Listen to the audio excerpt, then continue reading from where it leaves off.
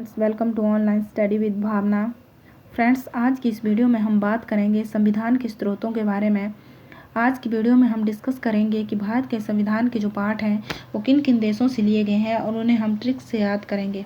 ये topic most important है, यहाँ से एग्ज़ाम में क्वेश्चन डेफिनेटली बनते हैं, इसलिए वीडियो को एंड तक देखें और चैनल को सब्सक्राइब करना ना भूलें। बेल आइकन को प्रेस करें ताकि आपको आने वाली सभी वीडियो की नोटिफिकेशन मिल सके।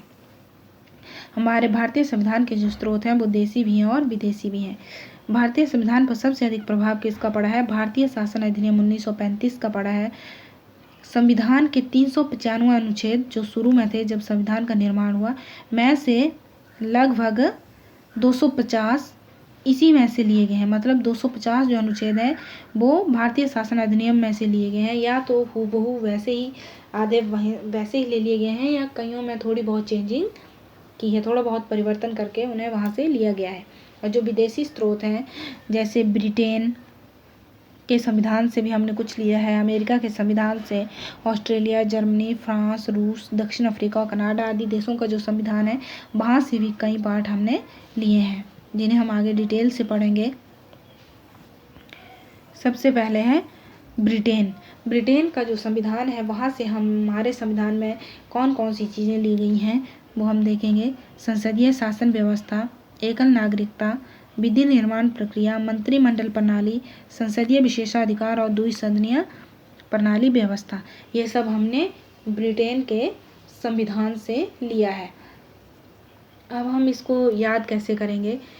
जो ब्रिटेन है, इंग्लैंड है, उसने हमारे देश पर कई सालों तक उसने शासन किया, उसने सब चीज़ों पे कब्जा करके रखा था। तो उसने हमारी संसद पे भी, यानी कि संसदीय शासन व्यवस्था पे भी अकेले ही क्या कर रखा था, उस पर अधिकार करके रखा था। तो ये संसद से हो गया संसदीय शासन व्यवस्था और अकेले से हो गया एकल नागरिकता। मतलब ब्रिटेन ने अकेले ही हमारी संसद पे अधिकार करके रखा था और विधि पूर्वक उसने ये सब किया था। उस संसद में मंत्रिमंडल प्रणाली भी थी और संसद को विशेषाधिकार प्राप्त था, और वो संसद कैसी थी? 2 सदनों वाली थी, द्विसदनीय प्रणाली। फ्रेंड्स, हम इन सबको किसी न किसी चीज़ से रिलेट करके ही लर्न कर सकते हैं, नहीं तो हमें ये बहुत जल्दी भूल जाते हैं। इसलिए लॉन्ग टाइम के लिए हमें याद रहे, इसके लिए हमें इन्हें रिलेट करना ज़रूरी होता है। तो जो ब्रिटेन का संविधान है वहाँ से हमने क्या क्या लिया, इसे हम कैसे लर्न कर सकते हैं कि ब्रिटेन ने हमारे देश पे कब्जा करके रखा बहुत सालों तक, और इस पे कब्जा करके रखा हमारी संसद पे अकेले ही। एकल नागरिकता, संसदीय शासन व्यवस्था और विधि पूर्वक उसने ये सब किया था। विधि निर्माण प्रक्रिया, और वह संसद कैसी थी? उसमें मंत्रिमंडल भी था, उसको विशेषाधिकार प्राप्त थे और उसमें 2 सदन थे। जैसे हमारी संसद में लोकसभा और राज्यसभा 2 सदन है, वैसे ही उसमें भी 2 सदन थे जब ब्रिटेन ने हमारे देश पे कब्जा कर रखा था। इस तरह हम इन सब को लर्न कर सकते हैं। नेक्स्ट है अमेरिका। अमेरिका का जो संविधान है वो विश्व का सबसे पुराना संविधान है और सबसे कठोर संविधान है। ये भी एग्जाम में क्वेश्चन पूछा जाता है कि विश्व का सबसे पुराना संविधान कौन से देश का है, तो वो अमेरिका का है और ये सबसे कठोर संविधान है। और जो अमेरिका है वो एक शक्तिशाली देश है। तो हम देखेंगे कि अमेरिका के संविधान से हमने क्या क्या लिया है। मौलिक अधिकार, संविधान की सर्वोच्चता, न्यायिक सर्वोच्चता या न्यायिक पुनरावलोकन मतलब निष्पक्ष न्याय पालिका, राष्ट्रपति पर महाभियोग, न्यायाधीशों को हटाने की जो प्रक्रिया है, उपराष्ट्रपति का पद, राष्ट्रपति का सेनाओं का सर्वोच्च कमांडर होना और राष्ट्रपति में संघ की कार्यपालिका शक्ति। हमारे देश की जो भी शक्तिशाली चीज़ें हैं, जैसे हमारी न्यायिक व्यवस्था है सबसे शक्तिशाली है, वो हमने सबसे शक्तिशाली देश से ली है। सबसे पहले हम देखेंगे मौलिक अधिकार। अमेरिका का संविधान सबसे पुराना है, तो मतलब लोकतंत्र भी वहाँ पे सबसे पहले है, और वहाँ पे लोकतंत्र है तो वहाँ के लोगों को मौलिक अधिकार भी सबसे पहले प्राप्त है। तो जिस देश को सबसे पहले प्राप्त है वो कौन सा है? अमेरिका है, क्योंकि वहाँ का संविधान सबसे पुराना है, वहाँ पे क्या है? लोकतंत्र सबसे पहले है, तो वहाँ के जो लोग हैं उनको मौलिक अधिकार भी सबसे पहले प्राप्त हैं। तो हमने मौलिक अधिकार कहाँ से लिए हैं? जिस देश का संविधान सबसे पुराना है, और वहाँ संविधान सबसे पुराना है तो संविधान की सर्वोच्चता भी है वहाँ पे, वो भी हमने अमेरिका से ली है। और क्योंकि वो एक शक्तिशाली देश है तो वहाँ पे न्यायिक व्यवस्था निष्पक्ष है। तो न्याय से रिलेटेड जो भी चीज़ें हैं वो हमने कहाँ से ली हैं, अमेरिका से ली है। चाहे न्यायपालिका, न्यायिक सर्वोच्चता हो, चाहे न्यायाधीशों को हटाने की प्रक्रिया हो, न्यायिक पुनरावलोकन हो, जो भी न्याय से रिलेटेड चीज़ें हैं वो हमने शक्तिशाली देश अमेरिका से ली है।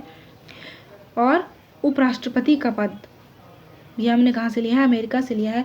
और राष्ट्रपति का, क्योंकि अमेरिका एक शक्तिशाली देश है तो वहाँ का जो राष्ट्रपति है उसका जो पद है वो भी सबसे शक्तिशाली है।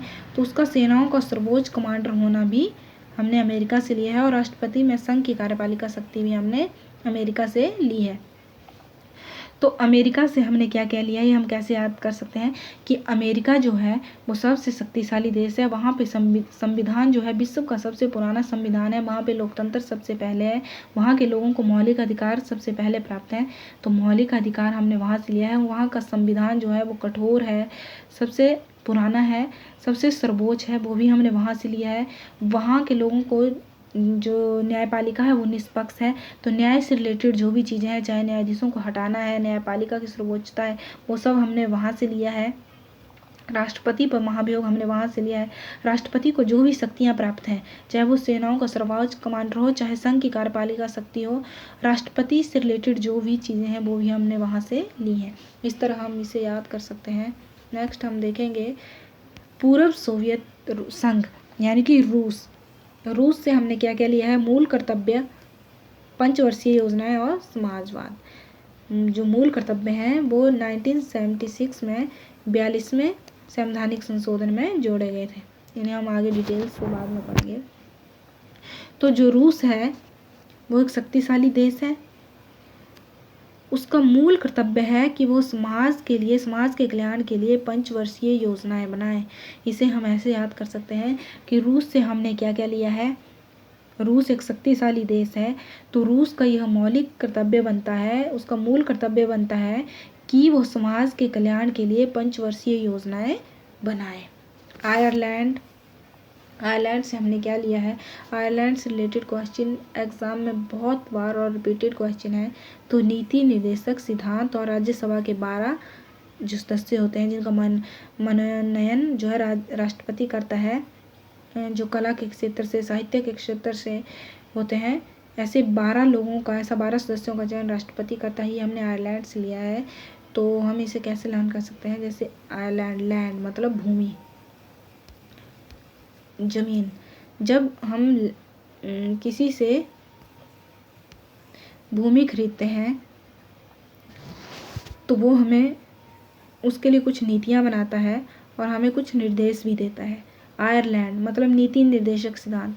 नीतियाँ कौन बनाता है और निर्देश कौन देता है। जब हम किसी से लैंड खरीदते हैं, भूमि खरीदते हैं, तो उसके लिए कुछ नीतियाँ बनाता है। हम जब कोई ज़मीन खरीदते हैं, किसी से कोई भूमि, कोई लैंड खरीदते हैं, और उसके लिए हमें कुछ निर्देश भी वो देता है, जिससे हम वो भूमि, वो लैंड खरीदते हैं। और राज्यसभा के 12 जो सदस्य होते हैं वो भी राष्ट्रपति के द्वारा भिन्न भिन्न क्षेत्रों से अलग, यहाँ क्षेत्रों के लिए हम यहाँ भूमि ले सकते हैं कि अलग अलग क्षेत्रों से, अलग अलग भूमि से, मतलब जैसे साहित्य के क्षेत्र से, कला से, कोई डॉक्टर है, ऐसे अलग अलग क्षेत्रों से वे चुने जाते हैं।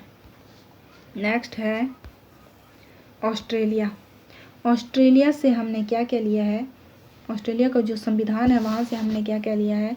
7वीं अनुसूची में जो समवर्ती सूची का प्रावधान है, भारतीय संविधान की जो 7वीं अनुसूची है उसमें समवर्ती सूची का प्रावधान है। समवर्ती सूची मतलब इसमें केंद्र भी कानून बना सकता है और राज्य सरकार भी कानून बना सकती है, दोनों को यहाँ पे अधिकार है।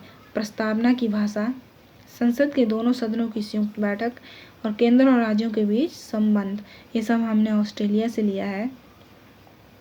तो हम इसे ऐसे भी लर्न कर सकते हैं कि ऑस्ट्रेलिया क्रिकेट में सबसे पहले ऑस्ट्रेलिया के समवर्ती कोई देश नहीं था। समवर्ती मतलब सम्मान।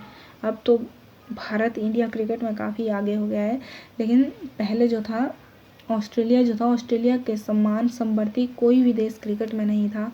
और ऑस्ट्रेलिया के जो खिलाड़ियों की भाषा थी वो भी बहुत अच्छी होती थी, या चाहे कोई भी संयुक्त बैठक होती थी दोनों टीमों की, वहाँ पे उनकी भाषा बहुत अच्छी होती थी। इसको ऐसे हम रिलेट करके लर्न कर सकते हैं। ऑस्ट्रेलिया के जो खिलाड़ी थे या ऑस्ट्रेलिया की जो टीम थी क्रिकेट में, उनके समवर्ती कोई देश नहीं होता था, और उनकी जो भाषा होती थी, उनके जो बोल चाल थी, वो इतनी अच्छी थी कि दोनों सदनों मतलब दोनों टीमों की संयुक्त बैठक में भी उनकी जो भाषा थी वो बहुत ही अच्छी होती थी। ऐसे हम इसको रिलेट करके लर्न कर सकते हैं। नेक्स्ट है कनाडा। कनाडा से हमने क्या क्या लिया है? संघीय शासन व्यवस्था हमने कनाडा से लिया है। केंद्र के पास जो अवशिष्ट शक्तियां हैं वो भी हमने कनाडा से लिया है। केंद्र के द्वारा राज्य के राज्यपालों की नियुक्ति, राष्ट्रपति का सर्वोच्च न्यायालय से परामर्श प्राप्त करना, ये सब हमने कनाडा से लिया है। नेक्स्ट हम देखेंगे फ्रांस। फ्रांस से एक ही चीज़ हमने ली है, गणतंत्रात्मक शासन व्यवस्था। नेक्स्ट है जर्मनी। जर्मनी से हमने लिया है राष्ट्रपति की आपातकालीन शक्तियाँ, मतलब आपातकालीन शक्तियाँ जो है वो हमने जर्मनी से ली है। जर्मनी से हमें सिर्फ एक चीज़ याद आती है, हिटलर। हिटलर जब जर्मनी में था तो उस देश में आपातकाल की स्थिति थी। ऐसे भी हम लर्न कर सकते हैं कि आपातकाल की स्थिति कहाँ थी? जर्मन में थी, जहाँ पे हिटलर था। या फिर हम इसको ऐसे भी लर्न कर सकते हैं, जर्मनी मतलब मनी जब किसी के पास ना हो तो आपातकाल की तरह स्थिति होती है। इसे भी हम ऐसे लर्न कर सकते हैं। जापान। नेक्स्ट है जापान से हमने क्या लिया है? विधि द्वारा स्थापित प्रक्रिया। जापान मतलब पान। हम इसको ऐसे याद रख सकते हैं कि पान जब कोई बनाता है तो उसे विधि पूर्वक बनाता है, उसमें जो भी चीज़ें यूज़ करता है उसे विधि पूर्वक यूज़ करता है। इसे ऐसे भी हम लर्न कर सकते हैं। नेक्स्ट है दक्षिण अफ्रीका। दक्षिण अफ्रीका से हमने लिया है संविधान में संशोधन की प्रक्रिया। ये भी एग्ज़ाम में रिपीटेड क्वेश्चन है यहाँ से। मतलब दक्षिण अफ्रीका मतलब फ्री का जब हम कुछ खरीदते हैं तो उसमें हम संशोधन अवश्य करते हैं, मतलब उसमें हम कुछ ना कुछ चेंजेस करते हैं। कोई चीज़ जब हम फ्री में लेते हैं, बिना पैसे के हम लेते हैं, तो उसमें हम कुछ ना कुछ संशोधन अपने आप करते हैं, कुछ चेंजेस हम उसमें करते हैं। तो इस तरह भी हम इसको याद कर सकते हैं। और नेक्स्ट है 1935 का भारत शासन अधिनियम, जो हमने शुरू में पढ़ा था कि संविधान में इसका लगभग 2/3 भाग लिया गया है। कुछ जो है वो जैसा इसमें दिया गया है 1935 में वैसे लिया है, और कुछ में थोड़ा बहुत परिवर्तन किया है। भारतीय संविधान का सबसे बड़ा एकाकी स्रोत कौन सा है? ये भी क्वेश्चन एग्जाम में पूछा जा सकता है कि भारतीय संविधान का सबसे बड़ा एकाकी स्रोत क्या है?